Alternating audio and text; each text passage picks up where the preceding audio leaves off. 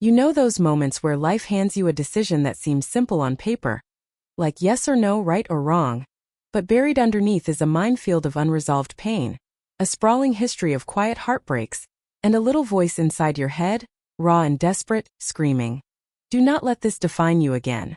That was me, standing in the living room we had painted together, on a Tuesday afternoon that felt suffocatingly ordinary.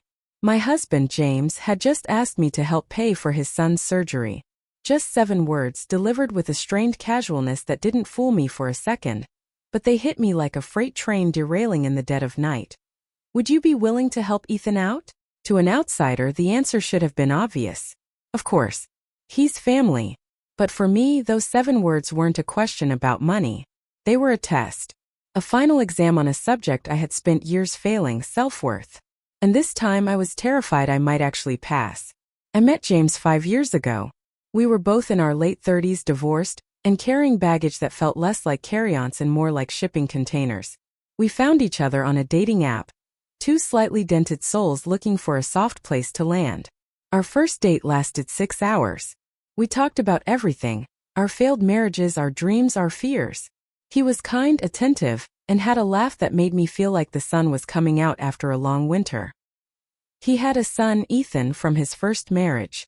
He spoke of him with a mixture of immense love and a deep, aching guilt. I knew intellectually that being a stepmom came with challenges. I'd read the blogs, I'd seen the movies.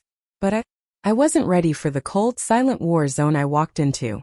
Ethan was 16 when his mother decided to move across the country for a new job, and he moved in with us full-time. The transition was brutal. From day one, he made it crystal clear. I was the intruder, the enemy, the woman who had replaced his mother, a narrative his mother, Karen, subtly encouraged from afar with her passive-aggressive Facebook posts and saccharine phone calls that always ended with, "I miss my boy so much." The verbal jabs started early and were surgically precise. My age, you're closer to my age than my dad's. My job as a graphic designer. So you just draw on a computer all day. My house, it's a lot smaller than Mom's old place. But his favorite weapon, the one he unsheathed with chilling regularity, was simple and devastating. "You're not my mom," he'd say flatly, usually in front of James, his eyes daring me to react. It was always followed by the silent, crushing postscript. "And you never will be." I tried. My God, I tried. I threw myself into the role with the desperate energy of someone trying to prove their own worth. I learned his favorite meal was lasagna, so I spent a whole Sunday making it from scratch with a rich, slow-simmered bolognese. He took one look at it, pushed it around his plate and said, "It's okay. My mom uses more ricotta." He then got up and made himself a bowl of cereal. I remember standing in the kitchen later, scraping the barely touched lasagna into the trash, feeling ashamed so hot it burned my cheeks. I attended his high school soccer games, sitting alone in the bleachers, bundled in a coat, cheering until my throat was raw. He never once looked in my direction. After one game, I saw him walking with his friends and called out, "Great game, Ethan." He flinched as if struck, gave me a look of pure contempt and turned his back, walking away without a word. I sat in my car for 20 minutes, the silence ringing in my ears, before I could trust myself to drive home. And James? My kind, gentle James? He became a master of placation and avoidance. He was a man caught between his past and his present, and he chose to live in a state of suspended animation. "Give him time," he'd plead with me late at night, when my quiet tears finally broke through. "Don't take it personally. He's just a teenager. He's just hurting from the divorce, honey. It's not about you." But it was about me. Every ignored dinner, every unanswered question, every dismissive grunt was a tiny paper cut. And over time I was bleeding out one drop of hope at a time. I was waiting. For a sign, for a shift, for the time James kept promising me. The moment the war turned from a series of skirmishes into a full-blown rout came when Ethan was 18 and applying for college. Money was tight for James, who was still paying alimony. I, on the other hand, had been saving diligently for years. I had a separate account, my escape fund, from my first marriage that had since become my dream fund. It was my safety net, my proof of independence. I saw an opportunity, not to buy his love, as I would later be accused, but as a genuine gesture of goodwill. A peace offering. An olive branch. I thought if I could help ease the financial burden, remove that stress from the equation, maybe, just maybe, he would see that I wasn't the enemy, that I was on his team. I approached James one evening, my heart thumping with a nervous hope I hadn't felt in years. I had even rehearsed what I would say. "James," I began, my voice softer than I intended. "I know paying for college is a big concern. I have some savings and I was thinking, I would love to contribute to Ethan's education fund. No strings attached. Just because I care about him and his future." James's face, instead of lighting up with relief, clouded over with a complicated unease. He ran a hand through his hair, a telltale sign of his discomfort. "Wow, that's incredibly generous of you, honey. But I don't know." "What do you mean you don't know?" I asked, the hope beginning to curdle. It's complicated with him and Karen. It might send the wrong message. He might see it as." He trailed off, unable to finish. I pushed, my voice taking on a sharper edge. "See it as what, James?" "See it as his stepmother wanting to support him." He finally looked at me, his eyes full of a pity that felt worse than anger. And then he delivered the line that would echo in my mind for years to come, the sentence that single-handedly dismantled any remaining hope I had. "You can't buy your way into being his mom." The air left my lungs. It was a physical sensation like being punched in the gut. That sentence wasn't just a rejection. It was an indictment. It painted my genuine offer with the brush of manipulation, twisting an act of kindness into a desperate, pathetic ploy. And the worst part came from my husband, the one person who was supposed to be in my corner. I didn't argue. I didn't cry. Not then. I just nodded, a hollow shell of a person, and said, "Okay, I understand." I retreated. That night, I created a new folder in my design software, titled Personal Projects. I started pouring all the energy I had been wasting on trying to win over Ethan and James into my own work. I built a separate life for myself, a fortress of self-sufficiency, brick by emotional brick, right under the same roof. I stopped trying. I stopped waiting. Years passed. 4 of them. Ethan graduated from college with a degree in business, funded by a combination of his mother, his father, and a mountain of student loans. He moved into an apartment an hour away. Our interactions dwindled to stiff hellos at Christmas and Thanksgiving, where he would spend most of his time texting or on the phone with his mother. James still insisted he needed time. I had stopped listening. My design business had taken off. The personal projects folder had blossomed into a full-fledged freelance career, and then a small boutique agency with 2 employees.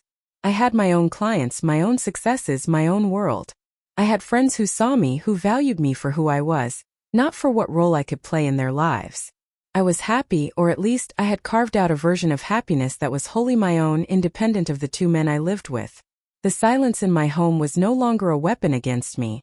It was just quiet. Then came the call. On that suffocatingly ordinary Tuesday, Ethan was sick. Crohn's disease. He'd been managing it quietly for a year, too proud to tell anyone, but a recent flare-up had caused a severe intestinal blockage. He needed surgery. An expensive, complicated surgery. His entry-level job insurance was a joke, and would cover less than a third of the cost. He was scared and he was broke. He called his dad. And his dad came to me. James found me in the living room, staring out the window. He laid out the situation, his voice thick with a father's terror. He talked about surgeons and recovery times and mounting bills. And then he pivoted. His tone shifted from panicked father to hopeful salesman. "This could be it, honey," he said, his eyes pleading, desperate. "This could be a chance. A turning point for all of us. Maybe if you helped. Maybe this is the thing that finally makes him see you differently. We could be a real family." I stood frozen, the past and present colliding within me.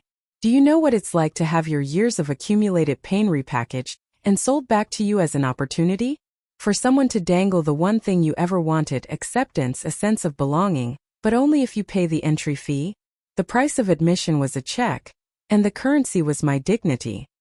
He was asking me to fund the recovery of the boy who had caused me years of injury. He was asking me to finance the very foundation of the real family that had been built on my exclusion.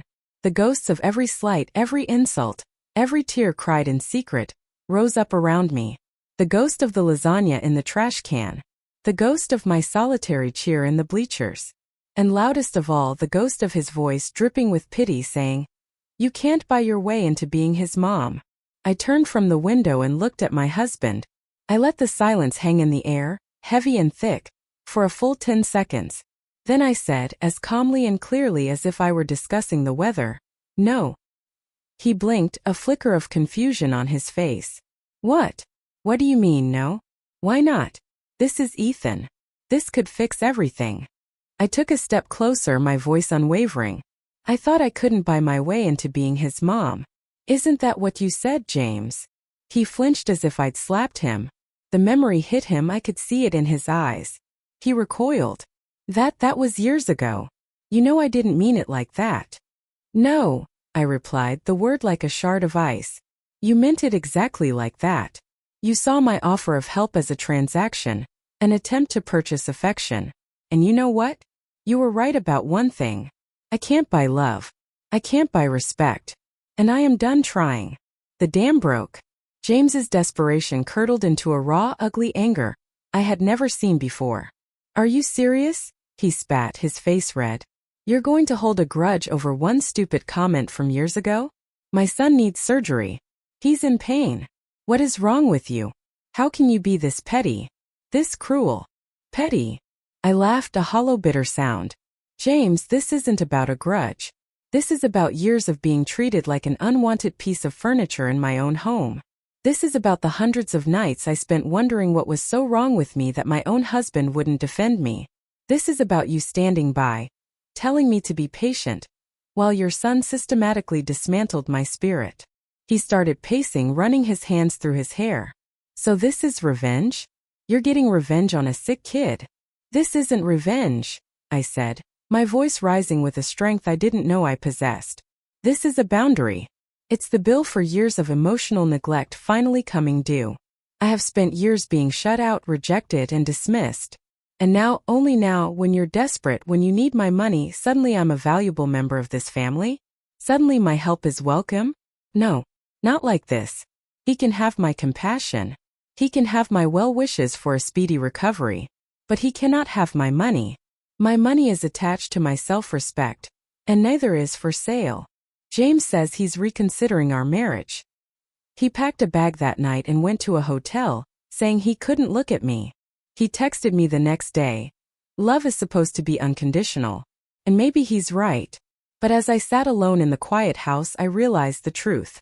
Unconditional love doesn't mean unconditional tolerance for disrespect. Doesn't mean being a doormat.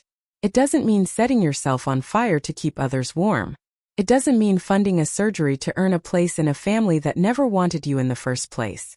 And it sure as hell doesn't mean erasing years of profound pain with a wire transfer. My love for him was never the question. The question was, did he ever truly love me? Or did he just love the peace I provided, the buffer I became, the quiet way I absorbed the family's dysfunction? Last night I had a moment of doubt. A dark, terrifying wave of what if? What if I'm wrong? What if I let my pride stand in the way of doing a good and decent thing? What if Ethan's surgery has complications and it's my fault? The guilt was a physical weight. Then I walked into my home office. The one I built. I looked at the awards on my shelf. I saw an email from a client praising my work. I opened my personal bank account and saw the dream fund I had built, the one I had protected. It was a testament not to my wealth, but to my resilience. I realized I could have paid that bill, and it wouldn't have changed a thing. Ethan would have recovered, and the wall between us would have remained, perhaps even higher, built on a foundation of resentful obligation. James would have been relieved, and our marriage would have limped on, the fundamental cracks papered over with my money. By saying no, I didn't just save my money. I saved myself. Maybe now, at least, I finally see myself clearly. I don't know what will happen with James. I don't know if Ethan will ever understand. But I do know that for the first time in a very long time I feel free. The quiet in my house no longer feels like silence. Feels like peace. So tell me, Reddit. AITA for saying no? Or did I just finally learn how to say yes to myself?